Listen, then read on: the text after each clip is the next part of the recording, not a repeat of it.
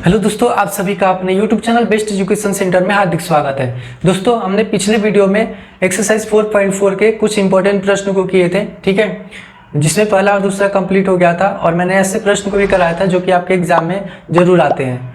तो अगर जिस किसी ने उस वीडियो को नहीं देखा है तो जरूर जाके देख लेना, ठीक है। आज हम पढ़ने वाले प्रश्नावली 4.4 के प्रश्न संख्या 3, 4 और 5, ठीक है। तो प्रश्न संख्या 3 है कि क्या एक ऐसी आम की बगिया बनाना संभव है, यानी कि कोई ऐसी आम की बाग जो है हम तैयार कर सकते हैं जिसकी लंबाई चौड़ाई से 2 गुनी हो, यानी कि जो लंबाई हो वो चौड़ाई से क्या होनी चाहिए, 2 गुनी होनी चाहिए, और उसका क्षेत्रफल क्या होनी चाहिए, 800 मीटर स्क्वायर होनी चाहिए, ठीक है। और यदि पॉसिबल है, यानी यदि है संभव, तो उसकी लंबाई और चौड़ाई भी आपको ज्ञात करनी है, ठीक है। यानी करने का मतलब ये है कि एक जो है आम की बगिया यानी आयताकार है, ठीक है, जिसमें अगर ये चौड़ाई अगर x मान लेते हैं तो लंबाई क्या हो जाएगा 2x। क्यों? क्योंकि प्रश्न में लिखा गया है कि जिसकी लंबाई यानी कि ये जो लंबाई है ये आपका क्या हो गया, बाग की लंबाई हो गया, है ना, और ये हो गया चौड़ाई। तो कहा जा रहा है कि लंबाई जो है चौड़ाई से 2 गुनी, तो x का 2 गुना 2x हो जाएगा, है ना। तो अब इसको सोल्व कैसे करेंगे, यहां पर लिखेंगे माना कि बगिया की लंबाई, लेकिन लंबाई हम नहीं लिख सकते, ठीक है, क्योंकि लंबाई तो कुछ चौड़ाई पे डिपेंड है। तो यहाँ पर क्या लिखेंगे, बगिया की चौड़ाई, ठीक है। बगिया की चौड़ाई हम क्या मान लेंगे, x मीटर, ठीक है। ये ध्यान रखना, यूनिट का ध्यान रखना। ये साइड में फिगर बना सकते हो तो अच्छी बात है, बाकी जरूरी नहीं है। तो माना कि जो है बगिया की चौड़ाई जो हो गई x मीटर हो गई, और लंबाई इसलिए लंबाई क्या हो जाएगी 2 गुनी है ना, चौड़ाई की 2 गुनी है, तो 2x मीटर। तो आपको मालूम है आयत का क्षेत्रफल, ठीक है, आयत का क्षेत्रफल क्या होता है। अब देखो आयत हमने क्यों लिया, क्योंकि देखो लंबाई और चौड़ाई तो आयत में ही तो होते हैं ना, ठीक है। तो कॉमन सेंस से आप समझ जाएंगे कि आयत का क्षेत्रफल अब यहाँ पर क्या होता है, लंबाई, है ना, और गुना चौड़ाई, यही होता है ना। तो अगर हम लंबाई यानी कि 2x ले लें और चौड़ाई का मान x ले लें तो कितना हो जाएगा, 2x का होल स्क्वायर हो जाएगा ना, x का x स्क्वायर हो जाएगा। तो हमारे अकॉर्डिंग तो 2x स्क्वायर बाई क्षेत्रफल हो गया। अब लेकिन प्रश्न में तो क्षेत्रफल 800 मीटर स्क्वायर दिया गया है, तो सॉल्व करके देखेंगे कि क्या ऐसा पॉसिबल हो सकता है। तो यहाँ पर लिखेंगे प्रश्न से, ठीक है। प्रश्न से क्या है, क्षेत्रफल बराबर, प्रश्न में जो है बगिया का क्षेत्रफल बराबर क्या दिया गया है, 800 मीटर स्क्वायर, और हमने क्या ज्ञात कर लिया 2x स्क्वायर, ठीक है। तो 2x स्क्वायर बराबर क्या हो गया 800, और x स्क्वायर जब आप निकालोगे तो 2 गुना में है, तो ये क्या हो जाएगा भाग में, ठीक है। 2 गुना में है तो 2 भाग में आ जाएगा, और ये कट के क्या हो जाएगा 400, है ना। तो जब x का मान निकालोगे तो देखो ये क्या हो जाएगा √400, प्लस माइनस भी आता है ना। अब देखो 400 का वर्गमूल क्या होता है, आपको मालूम होगा 400 का वर्गमूल जो है 20 होता है, तो 20 मीटर हो गया। अब देखो यहाँ पे माइनस में तो हम नहीं लिखेंगे, क्योंकि कोई भी लेंथ होता है यानी लंबाई और चौड़ाई का मान माइनस में तो नहीं ले सकते ना, ठीक है। चाहे जितना भी हो, 1 हो 2 हो, लेकिन वो प्लस में ही होगा, यानी कि x का मान, ठीक है। इसलिए x बराबर हम क्या लेंगे, सिर्फ 20 मीटर। तो पॉसिबल तो है, संभव है, और संभव है तो लंबाई और चौड़ाई ज्ञात करें। तो देखो चौड़ाई बराबर x माना था, तो यहाँ पर इसलिए लिखेंगे बगिया की चौड़ाई बराबर 20 मीटर, क्योंकि x माना था, और लंबाई कितना लेंगे 2x, यानी 2 गुना x, तो 2 गुना 20 यानी कि क्या हो जाएगा 40 मीटर, ठीक है। तो ये तो आपके हो गए प्रश्न का आंसर। और एक ये भी पॉइंट लिख सकते हो कि हाँ संभव है, ठीक है। और यहाँ पर लिख लो या यहाँ पर लिख लो, कहीं भी लिख लो, यहाँ पर लिख लेते हैं, ठीक है, कि हाँ संभव है, और संभव है। और ये जो है लंबाई हो गई 40 मीटर और चौड़ाई 20 मीटर। और आप इसको जांच भी कर सकते हो कि क्या हमारा आंसर सही है। तो देखो यहाँ पे चौड़ाई जो लंबाई है चौड़ाई की डबल है ना, 20 का डबल 40, और जब आप इसका क्षेत्रफल निकालोगे यानी लंबाई गुना चौड़ाई करोगे तो 40 में 20 से गुना करोगे तो 800 मीटर स्क्वायर आ जाएगा ना, यानी कि बिल्कुल हमारा 100% आंसर सही है। तो इसी प्रकार से करते हैं प्रश्न संख्या 4। तो प्रश्न है कि क्या निम्न स्थिति संभव है, ठीक है, यानी क्या दिया गया जो कंडीशन है पॉसिबल हो सकता है, और अगर है तो उनकी वर्तमान आयु ज्ञात कीजिए। अब देखो स्थिति क्या है कि दो मित्रों की आयु का योगफल, यानी अभी जो वर्तमान उनका आयु है दोनों मित्रों का, उनका योगफल कितना है 20 वर्ष, और 4 वर्ष पहले उनकी आयु का जो गुणनफल था 48 था। यानी अब से 4 वर्ष पहले अगर उन दोनों की आयु को गुणा करें तो 48 प्राप्त होता है। तो क्या ऐसा पॉसिबल हो सकता है, ठीक है। तो चेक करते हैं हम इसको कैसे सॉल्व करेंगे। लिखेंगे माना कि एक मित्र की वर्तमान आयु, ठीक है, एक मित्र की वर्तमान आयु बराबर x वर्ष, है ना। तो दूसरे मित्र की आप बता सकते हो कितना होगा, है ना। दूसरे मित्र की वर्तमान आयु कितना हो जाएगा, देखो योगफल 20 है तो 20 माइनस x हो जाएगा। अब कैसे, देखो मान के चलो कि a और b दो मित्र हैं और दोनों के पास टोटल मिलाकर 20 रुपया है ना, कुल 20 रुपया है। अगर a के पास 5 रुपया है तो b के पास कितना है 15 रुपया, क्योंकि दोनों के पास तो मिलाकर 20 रुपया होनी चाहिए ना। तो 15 आप कैसे ज्ञात कर लिए, टोटल में से इस 5 को माइनस करके ही तो प्राप्त किए हो ना, कि 20 रुपया है, इस 5 रुपये इसके पास है तो 20 में से 5 माइनस कर दिया, यानी b के पास 15 रुपया है। जस्ट उसी प्रकार से जब दोनों के वर्तमान आयु का योगफल 20 है और एक के बाद x है, क्योंकि हमारे पास तो कोई 2 4 5 वैल्यू तो है नहीं, तो 20 में से हम क्या माइनस करेंगे, जिस प्रकार से 5 माइनस किया उसी प्रकार से x माइनस करेंगे। समझ गए ना। तो ये जो हो गया, ठीक है, समझ गए होंगे ये चीज। तो यहाँ पर पहले मित्र का मान लिए x और दूसरे मित्र का मान लिए 20 माइनस x वर्ष। तो अब देखो यहाँ प्रश्न से क्या लिखा गया है, ठीक है, क्योंकि वर्तमान आयु है 4 वर्ष पूर्व, ठीक है। तो 4 वर्ष पूर्व उनकी आयु क्रमशः क्या हो जाएंगे 4 वर्ष पहले, यानी कि आज से 4 वर्ष पहले का मतलब माइनस करेंगे, है ना। जैसे आज आपकी एज जो है 14 साल की है या 15 साल की है, तो 4 वर्ष पहले का आ जाए तो आप 4 माइनस करोगे ना। तो उसी प्रकार से एक तो ये हो गया और दूसरे का कितना है 20 माइनस x और माइनस 4, है ना। ये इनके जो है 4 वर्ष पूर्व की आयु है। तो अब प्रश्न से क्या कहा जा रहा है कि इनके 4 वर्ष पूर्व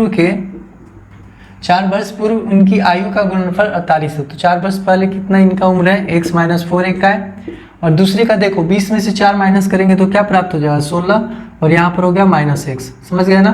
और यहाँ पर कितना हो गया 48। इतनी बात समझ में आ गई। अब जब इसको मल्टीप्लाई करोगे तो यहाँ पर x में 16 से गुणा करोगे तो 16x, और यहाँ पर x में x से गुणा करोगे तो x स्क्वायर माइनस का, ठीक है, प्लस माइनस माइनस, फिर यहाँ पे माइनस प्लस माइनस हो गया, और 16 में 4 से गुणा करोगे तो 64, और माइनस माइनस क्या हो जाता है प्लस, 4 में x से गुणा करोगे तो 4x। समझ में आ रहा है ना। अब देखो यहाँ पर क्या हो गया माइनस एक्स स्क्वायर। अब देखो 16x और 4x दोनों प्लस में है तो प्लस में हो जाएगा 20x, और यहाँ पर हो गया माइनस 64, और ये हो गया माइनस 48 बराबर 0, ठीक है। तो यहाँ पर हो गया माइनस एक्स स्क्वायर, ये 20x लिख लेंगे प्लस 20x, और ये दोनों माइनस में है तो ऐड हो जाएगा, यानी कि 8 4 12 और 6 4 10 और 1 11 बराबर 0, ठीक है।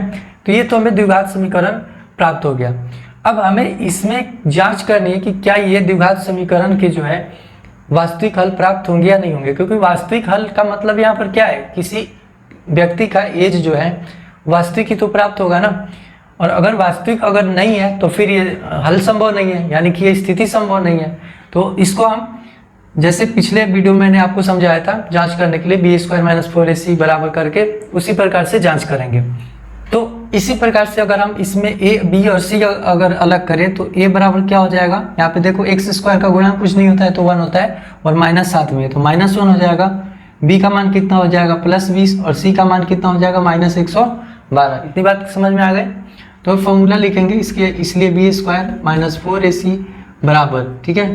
तो b का मान कितना है 20, यानी कि ये क्या हो गया 20 का स्क्वायर माइनस 4 गुना a का मान कितना है माइनस का 1, और गुना c का मान कितना है माइनस 112, ठीक है। तो जब 20 का स्क्वायर करेंगे 20 गुना 20 तो 400 हो जाएगा। अब देखो यहाँ पे माइनस माइनस प्लस हो गया, और यहाँ पर माइनस है तो प्लस माइनस माइनस हो गया। 4 में 1 से गुना करेंगे तो 4 होगा, लेकिन फिर 112 से भी गुना करना है तो 112 से गुना करो तो कितना हो जाएगा 448, यानी माइनस करोगे तो यहाँ पर माइनस 48 प्राप्त हो गया।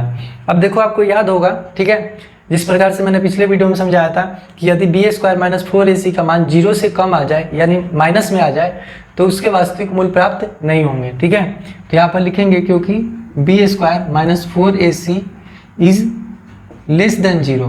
ठीक है, अतः ठीक है, अतः यह स्थिति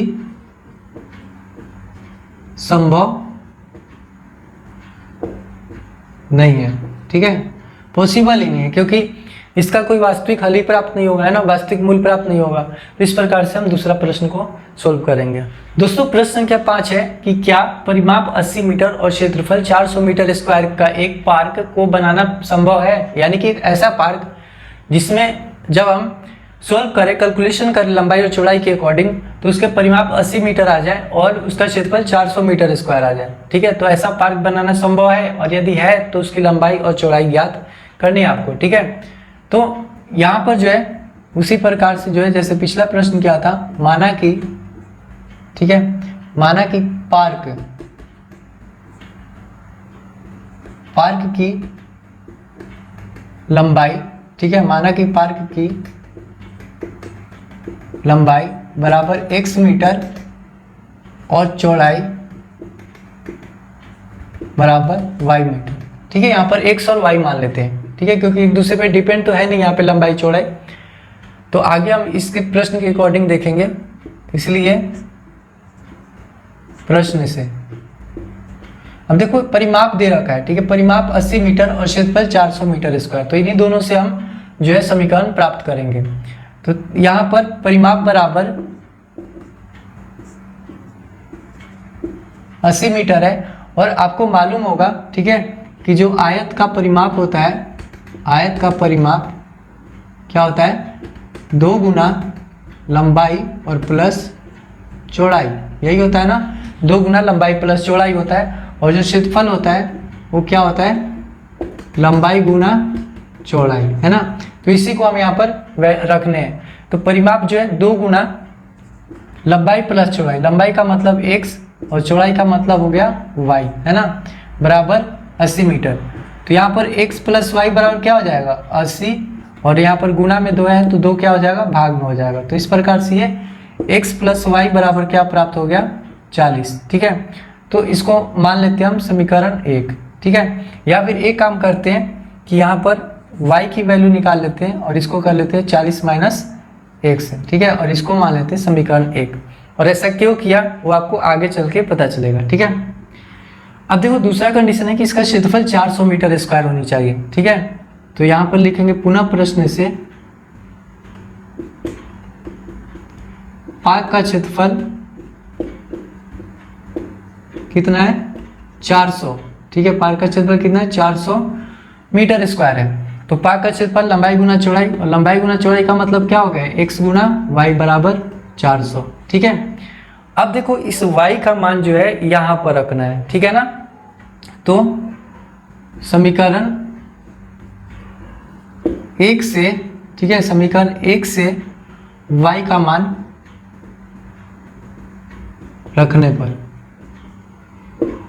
तो जब हम समीकरण 1 से y का मान रखेंगे तो x तो ज्यों का त्यों लिखना है और गुना y के जगह पे क्या लिखेंगे 40 माइनस एक्स। ठीक है, 40 और माइनस एक्स, इसको ब्रैकेट में लिख लेना क्योंकि ये पूरा y का मान है। ठीक है, और बराबर कितना हो गया 400। ठीक है, जब आप इसको गुणा करोगे तो ये x में 40 से गुणा हो जाएगा तो 40x, और ये माइनस एक्स एक्स स्क्वायर हो जाएगा, है ना, x गुना एक्स एक्स स्क्वायर, और बराबर 400।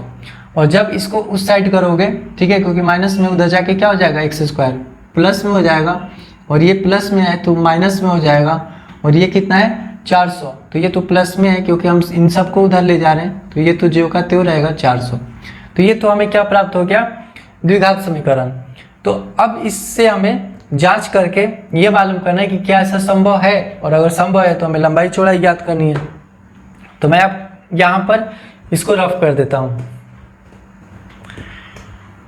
और इसको जो है यहाँ पे लिख लेते हैं। ठीक है, y बराबर 40 माइनस एक्स समीकरण 1। ठीक है, इसको भी यहाँ पे रफ कर देता हूँ, इसके आगे चल के जरूरत है। तो यहाँ पर जो है समीकरण प्राप्त हो गया एक्स स्क्वायर माइनस 40x, ठीक है, एक्स स्क्वायर -40x और प्लस 400 बराबर 0। तो जब आप ए बी सी निकालोगे तो ए बराबर 1 हो जाएगा, है ना, कुछ नहीं है तो 1 है। बी का मान -40 हो जाएगा और सी का मान कितना हो जाएगा 400।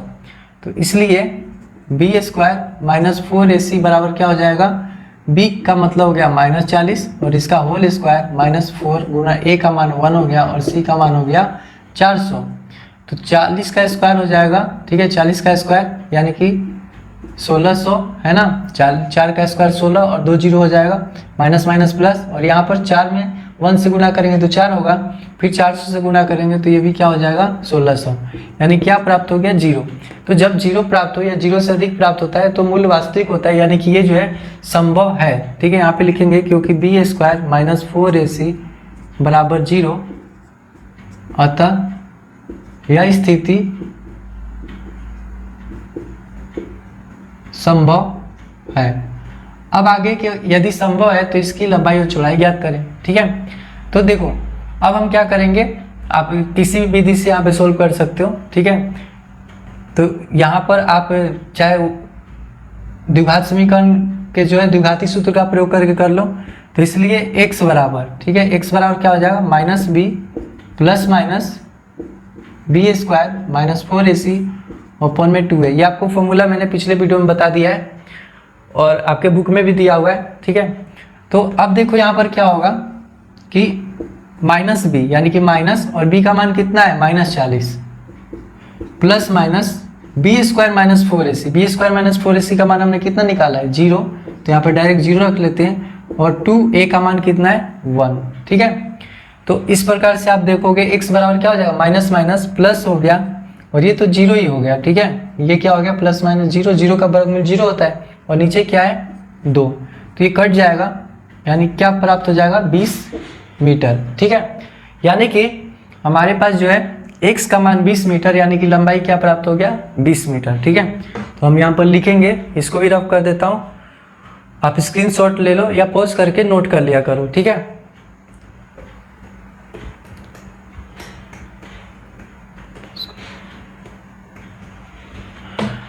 तो x का मान प्राप्त हो गया, यहाँ पे लिखेंगे इसलिए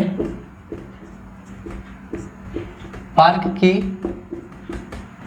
लंबाई बराबर x और x का मान कितना हो गया 20 मीटर। अब चौड़ाई बराबर ज्ञात करनी है, तो चौड़ाई x का मान समीकरण, ठीक है, 1 में, ठीक है, समीकरण 1 में रखने पर तो जब x का मान समीकरण 1 में रखेंगे तो y बराबर क्या हो जाएगा 40, है ना, 40 है और माइनस x, तो x का मतलब हो गया 20, है ना, 40 माइनस x और x का मान 20 हो गया, यानी ये भी क्या प्राप्त हो गया 20 मीटर, ठीक है। यानी कि लंबाई भी 20 मीटर है और चौड़ाई भी 20 मीटर है। तो यहाँ पर लिखेंगे इसलिए पार्क की लंबाई बराबर 20 मीटर और चौड़ाई बराबर की भी क्या हो गया 20 मीटर। तो ये आपका आंसर हो गया, ठीक है, इस प्रश्न के आंसर ये हो गया, ठीक है। तो इस प्रकार से एक्सरसाइज 4.4 जो है कंप्लीट होता है। अब नेक्स्ट वीडियो में एक नए चैप्टर के साथ हम मिलेंगे जो कि अध्याय 5 होगा समांतर श्रेणी। तब तक के लिए जय हिंद दोस्तों।